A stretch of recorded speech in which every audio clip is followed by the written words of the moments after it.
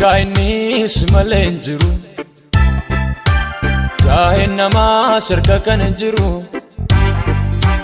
Namni maaliif oliif gad joora? Wantuun jireenya osoo harka jira. Namni maaliif oliif gad joora? Wantuun jireenya Yesuus harka jira. Wantuun jireenya Yesuus harka jira. Wantuun jireenya Yesuus harka jira. Wantuun jireenya Yesuus harka jira. Wantuun jireenya Yesuus harka jira.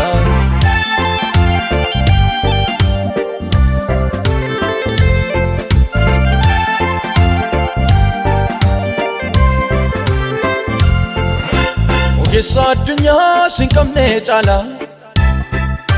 Wallaalaa si qabatetu caala. Ogummaan hin jiru osin ala. Kan kee ta'e gooftaa koo hundumaani. Mucaa kee ta'uun koo na boonsa naani. Kan kee ta'e gooftaa koo hundumaani. Mucaa kee ta'uun koo na boonsa naani. Kee ta'uun koo na boonsa naani. Kee ta'uun koo na boonsa naani. Kee ta'uun koo na boonsa naani.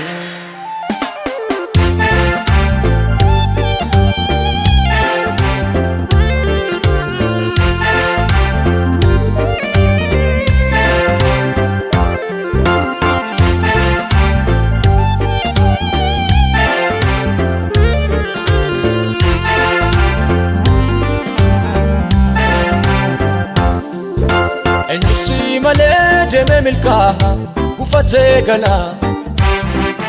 Namni maalumaaf jiraachuu fedha gooftaa siin ala. Beekneef malee iyyuu ga'een nama da'u harka kee jira. Hundumaaf akka hojii isaatti situ saafira. Situ ol baasa, situ gad buusa, situ jiraachisa, situ ajjeesa. Kanaaf jedhee waa'ee koo hundumaa sirratti anniisa. Kanaaf jedhee waa'ee koo hundumaa sirratti anniisa. Kanaaf jedhee waa'ee koo hundumaa sirratti anniisa. Kanaaf jedhee waa'ee koo hundumaa sirratti anniisa. Kanaaf jedhee waa'ee koo hundumaa sirratti anniisa. Milkaa'innis malee hin jiru. Gaa'een namaa sirka kan hin jiru. Namni maaliif oliif gad joora? Wantuun jireenya osoo harka jira. Namni maaliif oliif gad joora? Wantuun jireenya Yesuus harka jira. Wantuun jireenya Yesuus harka jira. Wantuun jireenya Yesuus harka jira. Wantuun jireenya Yesuus harka jira. Wantuun jireenya Yesuus harka jira.